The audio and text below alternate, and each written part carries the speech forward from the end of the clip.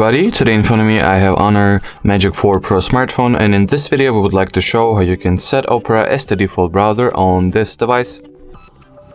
Alright, so first of all open up the settings. In here you want to find the apps category. At the apps category go for the default app section. In here choose browser app, and at the default browser app page simply select Opera, therefore making it the default app for browsing. That is also the second way to do that directly from the Opera application, so let's go ahead and open it.